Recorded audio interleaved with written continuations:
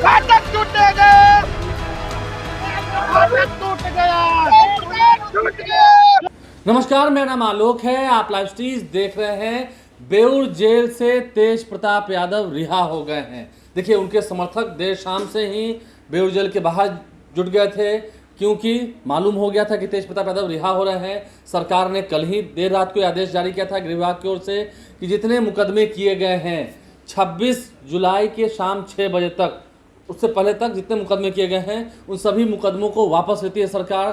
केंद्र सरकार ने जिस तरह से सीजेपी प्रोटेस्ट को शांत करवाया और केंद्रीय शिक्षा मंत्री धर्मेंद्र प्रधान का इस्तीफा हुआ, आपने सभी प्रकरण को देखा है, सभी बातों को देखा है। उनकी मांगे थीं, उनकी मांगों को भी पूरा किया गया है।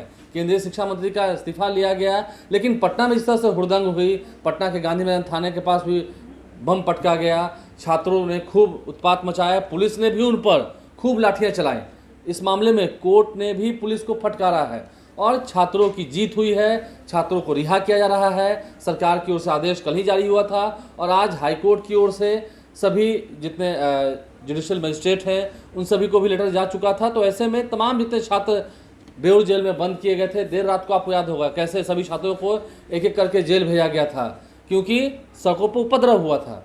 उस मामले में सभी छात्रों को रिहाई मिल गई है, सभी छात्रों को छुटकारा मिला जेल से और उम्मीद है आगे वो जब भी प्रदर्शन करेंगे शांतिपूर्ण ढंग से करेंगे। लेकिन तेज प्रताप यादव देखिए जेल से निकल रहे हैं। बेउर जेल में लगभग 2 दिनों तक, आज तीसरा दिन भी मान के चले, 3 दिनों तक वो जेल में रहे। कैसे देर रात को पटना के सिटी सेंटर से उन्हें गिरफ्तार किया गया था, फिर उन्हें नौबतपुर थाना ले जाया गया, वहाँ उनसे पूछताछ की गई और उसके बाद देर रात को उन्हें जेल भेजा गया। तेज प्रताप यादव बाहर निकल के आए हैं। तेजस्वी यादव ने मोर्चा संभाला था और ये कहा था कि उनके भैया, बड़े भैया तेज प्रताप यादव को इस तरह से जेल में डाला गया है, वो बिल्कुल गलत है। बिहार सरकार समझ नहीं रही है। बिहार सरकार को अल्टीमेटम भी दिया था कि 24 घंटे में अगर केस वापस नहीं लिया जाएगा। हालांकि सीजेपी के प्रोटेस्ट के बाद जब देश में ही सरकार ने ये फैसला लिया था तो फिर बिहार में उसको लागू किया गया।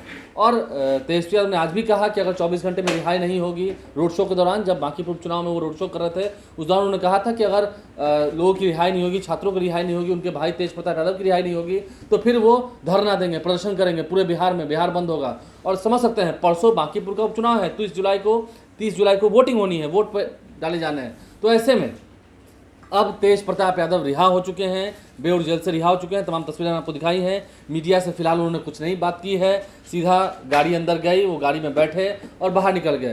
राजधानी पटना में फिलहाल झमाझम बारिश हुई है तो मौसम भी थोड़ा सुहाना हो गया बाहर का, और जितनी गर्मी तपिश दिख रही थी राजनीति में वो भी थोड़ी ठंडा सी गई है। छात्रों के रिहा होने के बाद कहीं ना कहीं सरकार की भी जो फजीहत हो रही थी वो कम हुई है और अब तेज प्रताप यादव जेल से रिहा हो गए हैं। अपनी माँ राबड़ी देवी से मिलेंगे, पटना में ही है वो, तेजस्वी यादव से मिलेंगे। भले पार्टी अलग हो लेकिन परिवार तो एक है, एक साथ है। कोई साथ दे ना दे, परिवार ने साथ दिया है और तेज प्रताप यादव रिहा हुए हैं। सरकार ने मुकदमा वापस ले लिया है। छात्रों के लिए भी खुशखबरी। हमारे चैनल को सब्सक्राइब कर लें, साथ साथ फेसबुक पेज भी लाइक करें। धन्यवाद।